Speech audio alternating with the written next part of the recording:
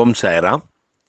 அன்பு மகள் குப்பாயக்கு, குவைத் குப்பாயக்கு, உன்னுடைய அன்பு தகப்பன் சாயப்பாவனுடைய பிள்ளை சாய்ராம்ஜி பேசுகிறேன். நான் அப்பாவனுடைய திருவிழா, அதாவது வியாழக்கிழமைகளிலே திருமணம் மாதிரி நம்ம நடத்துவோம். உங்களுக்கு எல்லாருக்கும் தெரியும். அதுலேயும் இந்த திங்கட்கிழமை அப்பாவனுடைய புண்ணிய திதி. வருஷத்தில் 3 நாள் தான் விமர்சையாக கொண்டாடக்கூடிய முக்கியமான நாட்கள், வியாழக்கிழமையை தவிர்த்து. ஆக இதுக்காக நிறைய ஏற்பாடுகள், அலங்காரங்கள், ஆயத்தங்கள்லாம் பண்ணிக்கிட்டு இருக்கோம். அதனால் எனக்கு தூக்கம் வரல. தூக்கம் எப்போ வர்றதில்ல, டெய்லி தான் தூங்க போகிறோம். பிறந்தவங்க எல்லாருமே பர்மனெண்ட்டாக தூங்க போகிறோம் இல்லையா ஒரு காலத்தில். அதனால் நான் அடிக்கடி நினச்சிப்பேன், நாளைக்கு செத்து போகிறான்னா அவன் இன்னைக்கு என்ன செய்வானோ அதை அவன் செய்யணும். அப்போ தான் வாழ்க்கையில் ஜெயிக்க முடியும். இது நாள் வரைக்கும் நான் அப்படி செய்யாமல் இருந்துட்டேன். இனிமேலாவது செய்யணும்னு முயற்சி பண்ணுறேன். அதனால் ஏதோ ஓடுறேன், அப்பா ஓட வைக்கிறாரு, அதான் சொல்லணும் இல்லையா. ஸோ ஒரு ஆலயத்தை நிறுவி அதை நடத்துறது அப்படின்றது எவ்வளோ பெரிய சிரமன்றது எனக்கு நல்லா தெரியும். அது மாதிரி நீயும் கூட ஒரு ஆலயத்தை நிறுவியிருக்கிற, அது பெருசோ சின்னதோ. ஸோ நான் கூட அதை அமைச்சிருக்கேன். நான் இந்த ஆலயத்தை விட பெரிய பிரம்மாண்டமான ஆலயங்களெல்லாம் அமைச்சு அதெல்லாம் எப்படி மெயின்டைன் பண்ணுறாங்க அப்படிங்கிறது சாதாரண விஷயம் இல்லை. காசு இருந்தால் மட்டும் பத்தாது. அது கண்ணியமாக நடத்துறதுக்கு, கருத்தோடு நடத்துறதுக்கு நிறைய விஷயங்கள் தேவைப்படுது இல்லையா. அதெல்லாம் பார்க்கும்போது பெருமையாக இருக்கும். பரவாயில்ல. ஸோ எனக்கு தூக்கம் இல்லாததுனால இதை பார்த்துக்கிட்டே வந்தேன். எப்பவும் பார்ப்பேன், பார்க்காம இருக்க மாட்டேன். நிறைய நேரங்களில் நானும் மனுஷன் தானே, நிறைய நேரங்களில் பார்க்க முடியறதில்ல. கண்டிப்பாக எனக்கு பார்க்கணுன்னு ஆசை இருக்கும். சில நல்ல பதிவுகளை, நல்ல உள்ளங்களுடைய பதிவுகளை மிஸ் பண்ணிடுறேன். அதுதான் எனக்கு வருத்தமாக இருக்குது. பரவாயில்ல. சில பேர் ஒரு குற்ற உணர்ச்சியோடும் குரூர மனப்பான்மையோடும் இருக்கிறவங்க இருக்காங்க. அதை பற்றி நமக்கு கவலை இல்லை. உன்னுடைய பிரார்த்தனை என்ன, அந்த கோவிலை திறக்கணும், நல்ல ஜெகஜோதியாக வச்சுக்கணும், அம்மாவுடைய அலங்காரங்கள்லாம் நல்லா இருக்கணும், அவருடைய அற்புதமெல்லாம் வெளியே தெரியணும். அம்மா நல்ல சக்தி வாய்ந்த அம்மா, பார்த்தாலே தெரியுது. அம்மாவுடைய முகத்தை பார்த்தாலே தெரியுது. சாநித்தியம் அங்கே கொட்டி கிடக்குது. கண்டிப்பாக அது மூடப்படாது. எந்த விதமான இடைஞ்சல்களும் இல்லாமல் தொடர்ந்து அலங்காரம், ஆரத்தி, அற்புதம் எல்லாம் தொடர்ச்சியாக நடந்துக்கிட்டே இருக்கும். உன்னுடைய எண்ணம் நீ எந்த ஊரில் இருந்தாலும் அங்கே தான் இருக்குது. உன்னுடைய சோல், உன்னுடைய ஆத்மா அந்த ஆலயத்தை சுற்றி தான் இருக்குது. நீ எந்த ஊரில் இருந்தாலும், எந்த வேலையை செய்தாலும், எப்பாடுபட்டாலும், எத்தொழிலை செய்தாலும் முத்தர்மனம் மோனத்தேன்னு சொல்லுவாங்க. அந்த மாதிரி உன்னுடைய மனசெல்லாம் அங்கே தான் இருக்குது. நல்லா தெரியுது எனக்கு. பரவாயில்ல, உன்னுடைய எண்ணம் ஈடேறும். நீ பண்ணிய தர்மம் கைகூடும். அதனால் உன்னுடைய பிள்ளைகள் எல்லாம் அப்படி இருப்பாங்களோ இப்படி இருப்பாங்களோ, உங்கள் ஃப்யூச்சர் எப்படி இருக்குமோன்னு பயப்படாத. உன்னுடைய கணவர் எப்படி இருந்தாலும் கண்டிப்பாக உன்னுடைய காலடியில் வந்து சேர்வார். கவலைப்படாத. போன காலம் எப்படி இருந்தாலும் வருங்காலம் உனக்கு நல்ல காலமாக அமையும். நல்லா உன்னுடைய வாழ்க்கை முழுவதும் நான் பார்த்துக்கிட்டு தான் இருக்கேன்.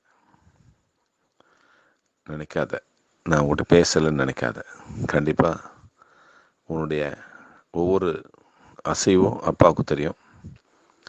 உன்னுடைய வாழ்க்கை முழுவதும் நீ எவ்வளோ கண்ணீர் சிந்திருக்கிறதுங்கிறது அவர் நல்லா எடை போட்டு வச்சுருக்காரு.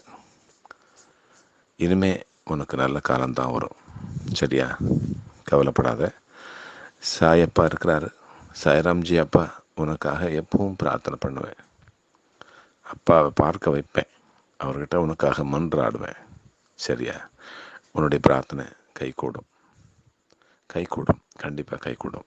நீ நல்ல ஆத்மா, நீ நல்ல ஆத்மாங்கிறது நல்லா தெரியும், அவருக்கு தெரியும். பரிசுத்தமான ஒரு ஆத்மாங்கிறது அவருக்கு நல்லா தெரியும். உன்னுடைய வாழ்க்கை பயணத்தில் எவ்வளோ இடர்பாடுகள் இருந்ததுங்கிறது அவருக்கு நல்லா தெரியும். அதனால் தைரியமாயிரு. உன்னுடைய அந்த ஆலயம் கண்டிப்பாக நல்ல வளர்ச்சி அடையும். நீ நினைக்கிற கற்பனை எல்லாம் நிச்சயமாகும். சரியா? நான் கூட கிட்டத்தட்ட எவ்வளோ வருஷமாக தான் பண்ணிகிட்ருக்கோம். ஆனால் இந்த ஒரு 2 மாதமாக 3 மாதமாக இந்த ஆலயத்தை அழகுபடுத்துறதுக்கு ரொம்ப சிரமப்பட்டேன்.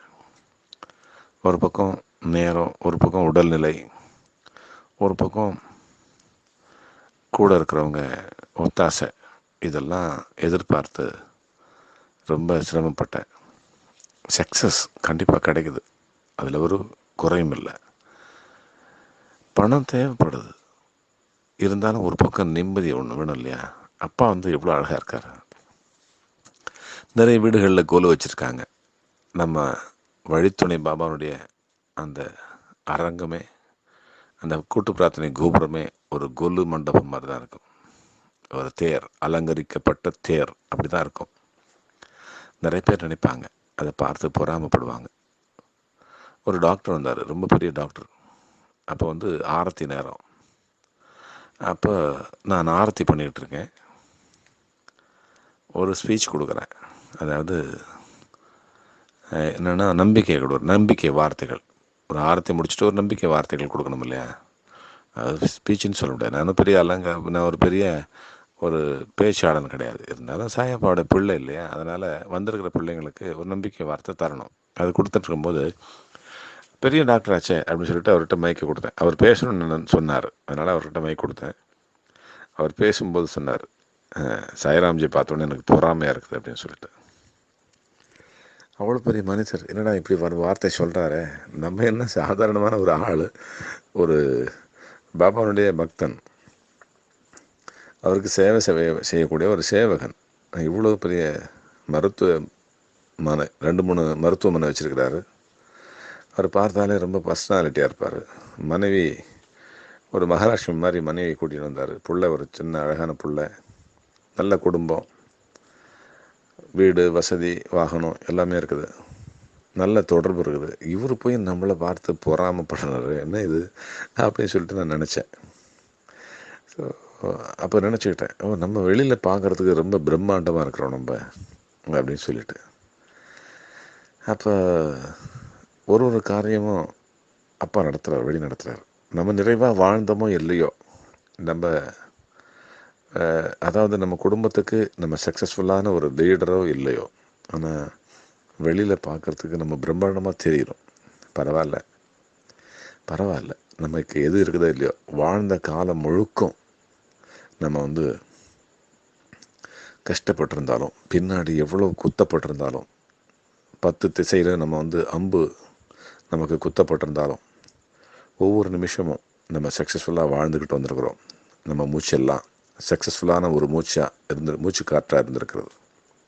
உயிரோடு இருந்திருக்கிறோம் அப்படிங்கிறது மட்டுமல்ல, ஏதோ நம்ம செஞ்சுருக்கிறோம், 4 பேருக்கு நல்லது செஞ்சுருக்கிறோம் அப்படிங்கிற ஒரு மன திருப்தி மட்டும் இருந்தாலே நமக்கு போதுங்கிற ஒரு வாழ்க்கையை நான் வாழ்ந்திருக்கிறேன். அது போதும். இதுக்கு முன்னாடியெல்லாம் எவ்வளவோ பிரச்சனைகளில் மாட்டி சிக்கிக்கிட்டு தவிச்சிருக்கலாம், தப்பு கூட பண்ணியிருக்கலாம், தெரியாமல் பண்ணியிருக்கலாம், தெரிஞ்சு பண்ணியிருக்கலாம்.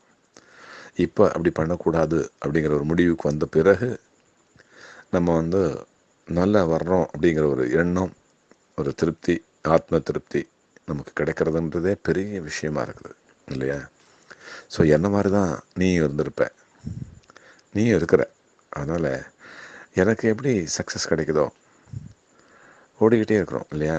கல் முள், ஸ்பீடு பிரேக்கரு, டிராஃபிக்கு, என்னென்னமோ வருது, இடர்பாடுகள் வருது. நம்மள்கிட்ட மோதிடுற மாதிரி வரான் ஒருத்தன். மோதிடுவானேன்னு பயந்தோம்னாக்க மோதிடுவான். ஆக மோதிர மாதிரி வந்தால் கூட வாடான்னு சொல்லிட்டு நம்ம லெஃப்ட் எடுத்து ரைட் எடுத்து வெளியில் போயிடுறோம் இல்லையா? சல்லுன்னு பாம்புனுடைய மாதிரி புழுந்து எங்கேயோ போயிடுறோம். அந்த மாதிரி நம்ம புழுந்து போயிடுவோம். நம்மளுக்கு அந்த சக்தியும் அந்த திறமையும் அந்த வாய்ப்பையும் அப்பா கொடுப்பார், அந்தந்த நேரத்தில் கொடுத்துட்டே இருப்பார். அதனால் பயப்படாத. இப்போ கூட கீழே இந்த வழித்துணை சாயப்பா இருக்கார் இல்லையா? அவருக்காக அவர் எப்படி பண்ணால் நல்லாயிருக்கும், அவருக்கு எப்படி கிளாஸ் வைக்கிறது, கண்ணாடி சைட்லலாம் பார்க்க முடியல, சைடில் எப்படி அது அமைக்கிறது, அதுக்கு எப்படி ஆஸ் ஏ ஃபேப்ரிகேட்டர் நான் நல்லா தெரியும் அவனுக்கு எப்படி அதை அமைக்கிறது, எப்படி அலங்காரம் பண்ணுறது அப்படிங்கிறத கற்பனை பண்ணிக்கிட்டே இருக்கிறேன். அதனால் தூக்கம் வரல. காலையில் எத்தனை மணிக்கு ஃபேப்ரிகேட்டர் வருவான், அவனுக்கு எப்படி இன்ஸ்ட்ரக்ஷன் கொடுக்குறது, அவனுக்கு மெட்டீரியல் எப்படி வாங்கிட்டு வர்றது, முரளி எப்போ வருவார், எப்போ கூட்டிகிட்டு போகலாம், கடை எப்போ திறப்பாங்க, எப்படி அதை அமைக்கலாம், ஸோ எப்படி இருக்கும் அது. ஒரு அழகாக இருப்பார் அவர் அப்பாவுக்கு பெயிண்ட்லாம் பண்ணியாச்சு. பாருங்கள், நாளைக்கு அதை அமைச்சு கொடுத்த பிறகு, அமைச்சு வச்ச பிறகு அவர் எவ்வளோ அழகாக இருக்கிறாருன்னு பாருங்கள். நீங்களாம் சில நேரங்களில் அந்த 60ஆம் கல்யாணம் தப்போ எனக்கு கிட்டத்தட்ட ஒரு 10 சகோதரிகள் எனக்கு சட்டை எடுத்து கொடுத்தாங்க, வேட்டி எடுத்து கொடுத்தாங்க. அப்போ நினச்சிக்கிட்டேன், நம்ம சம்பாதிக்க வேண்டிய அவசியம் இல்லை, வேண்டாம், நமக்கு சாப்பாடு இல்லைனா கூட சாயப்பாவுடைய பிள்ளைங்கள் இருக்காங்கல்ல, அவங்கள்ட்ட ஒரு நாளைக்கு ஒரு நாள் தங்கினா போதும். தங்குறதுனா பிச்சை எடுத்துக்கிறதில்ல, அவங்களே நம்மளை கூப்பிடுவாங்க, அப்பா எங்கிட்ட வாங்க, வீட்டில் வந்து சாப்பிட்டுப்பா, உட்காருப்பா, சாப்பிடுப்பான்னு சொல்லுவாங்க. அந்த நிலைமை வராது. இருந்தாலும் கூட கடைசியாக இருந்தால் கூட, கேவலமான ஒரு நிலைமை இருந்தாலும் கூட நமக்கு பிள்ளைங்க இருக்காங்க அப்படிங்கிற ஒரு பிள்ளை பெற்றவனுக்கு உரியில சோறு அப்படின்னு சொல்லுவாங்க. நமக்கு எத்தனை பிள்ளைங்க இருக்காங்க, எத்தனையோ பிள்ளைங்க இருக்காங்க அப்படின்னு நினச்சிப்பேன். இந்த கற்பனை எல்லாம் நிஜமாக போகிறதில்ல. நீங்கள் அன்பாக கூடுவீங்க. சாயப்பாக்கிட்ட பணி செய்கிறதுக்கு எனக்கு நேரம் இல்லை, எத்தனையோ பிள்ளைங்க இப்போவும் கூப்பிடுறாங்க, பட் போகிறதுக்கு தான் நமக்கு நேரம் இல்லை. பரவாயில்ல, அவர் வகுத்த வழி, அவர் எப்படி விடுறாரோ விடட்டும். என்ன, நீங்கள் கொடுத்த சட்டைங்கள்லாம் போடும்போது எனக்கு ரொம்ப நல்லா இருக்குது. ஒருத்தவங்களும் அன்பாக கொடுத்தீங்க இல்லையா, ரொம்ப அழகாக இருக்குன்னு. ஓ, நல்லா அழகாக இருக்குது. ஸோ அப்பா தான் நம்மளை அலங்காரம் பண்ணுறாரு, அவர் தான் நம்மளுக்கு அது ஆரோக்கியமாக வச்சுருக்கிறார், அவர் தான் நம்மளை பேச சொல்கிறார், அவர் தான் நம்ம நடக்க சொல்கிறார். அவர் கொடுத்த மூச்சு, அவர் கொடுத்த பேச்சு, அவர் கொடுத்த நடை, அவர் கொடுத்த வாழ்க்கை என்ன இருக்குது, எதிர்காலம் எப்படி இருக்குதோ அதை பற்றி பரவாயில்ல. இந்த நேரம், இந்த நிமிஷம் நம்ம சிந்தனை பண்ணி செயலாக்கம் பண்ணணும், செய்யணும். அப்போ அடுத்த நிமிஷம் நமக்கு சக்ஸஸ்ஃபுல்லாக வரும். அப்படி தான் நினச்சிட்ருக்கேன், அப்படி தான் செஞ்சுக்கிட்டு இருக்கேன். அதனால் குப்பாயி, நீ கவலைப்படாத, உங்களுக்கு நிறைய பேசணும்னு நினைக்கிறேன். எல்லா பிள்ளைங்களுக்கும் நான் நிறைய பேசணும்னு நினைக்கிறேன். ஒருத்தருடைய லைஃப்பையும் நான் நல்லா பார்க்குறேன். அவங்க பேசும்போதே அந்த குரல் எனக்கு தெரிஞ்சு போகுது, அந்த வைப்ரேஷன்லேயும் எனக்கு மேக்ஸிமம் எனக்கு தெரிஞ்சு போகுது. அவங்க எந்த நிலையில் இருக்கிறாங்க, அவங்களுக்கு என்ன தேவைங்கிறது தெரிஞ்சு போகுது. அப்பா காட்டுறாரு எல்லாத்தையும். அதனால தான் ஒரு வார்த்தை சொன்னாலும் அவங்களுக்கு நல்ல வார்த்தையை சொல்லி அவங்க எதிர்காலத்தை பார்த்து தெரிஞ்சு சொல்கிறேன். அப்பா சொல்கிறாரு, சொல்கிறேன். என்கிட்ட ஒன்றுமே இல்லை. இனிமேல் வாழ போகிற வாழ்க்கை எத்தனை ஆண்டுகள்னு தெரியாது, எத்தனை நாட்கள் நமக்கு தெரியாது. இருக்கிற நாட்கள் நல்ல நாட்களாக, செயல்பட்ட நாட்களாக, தர்மம் பண்ண நாட்களாக, சேவை செஞ்ச நாட்களாக கழியணும் அப்படிங்கிற ஒரு நல்ல முடிவை நீ எடுத்திருக்கேன். நல்ல முடிவு. கிட்டத்தட்ட நானும் அதை தான் முயற்சி பண்ணிகிட்ருக்கேன். சரியா? அப்பாவை நான் அலங்காரம் பண்ணுறேன், நீ அம்மாவுக்கு அலங்காரம் பண்ணியிருக்க. அதுதான் வித்தியாசம். 2 பேரும் ஒன்று தான். அப்பா யார், அம்மா யார், 2 பேரும் ஒன்று தான். அம்மாவும் நீயே தான், அப்பாவும் நீயே தான், அகிலமும் நீயே தான் ஒரு பாட்டு எழுதியிருக்கேன், கேட்டிருப்பேன். அந்த மாதிரி பரவாயில்ல, சந்தோஷமாக இரு, சக்ஸஸ்ஃபுல்லாக இருப்பேன். சரியா? என் பிள்ளைங்களுக்கு அதை தான் சொல்கிறேன். நிறைய பிள்ளைங்க இதை கேட்க தான் போகிறாங்க. கேட்ட பிள்ளைங்க, கேட்காத பிள்ளைங்க, எல்லா பிள்ளைங்களும் நல்லா இருக்கணும் அப்படிங்கிறது தான் என்னுடைய பிரார்த்தனை. என் பிரார்த்தனை என்னென்னா, நான் செய்கிற பிரார்த்தனை எல்லாமே சக்ஸஸ்ஃபுல்லாக வரணும். அதில் என்னுடைய பிரார்த்தனை இருக்கு இல்லையா, எப்படி அன்னதானம் பண்ணும்போது எல்லோரும் நிறைவாக நல்லா சாப்பிட்டு வயிறார சாப்பிடணுன்னு சாப்பாடு போடும்போது நமக்கும் சாப்பாடு கிடைக்கும். அந்த மாதிரி தான் இந்த கூட்டு பிரார்த்தனை. ஸோ இதில் இணைஞ்சிருக்கிற எல்லா பிள்ளைங்களும் நல்லா இருக்கணும். அதில் என் குப்பாய், என்னுடைய மகள், அவளும் நல்லா இருப்பாள். அதுதான் என் பிரார்த்தனை. நல்லா இருமா, நல்லா இரு, கலங்காத, கண்ணியம் காக்கப்படுவாய், புண்ணியம் சேர்க்கப்படுவாய், மகிழ்ச்சி கிடைக்கும். மகிழ்வித்து மகிழப்படுவாய், வெற்றி அடைவாய். வாழ்த்துக்கள். அப்பாவின் வாழ்த்துக்கள். அப்பாவோடு இருந்து நான் வாழ்த்துகிறேன். வாழ்க வளமுடன், வளர்க நலமுடன். ஜெய் சாய்ராம். உன்னுடைய அப்பா வழித்துணை சாயப்பாவுடைய கூட்டு பிரார்த்தனை கோபுரத்திலிருந்து உன்னுடைய சாய்ராம்ஜி.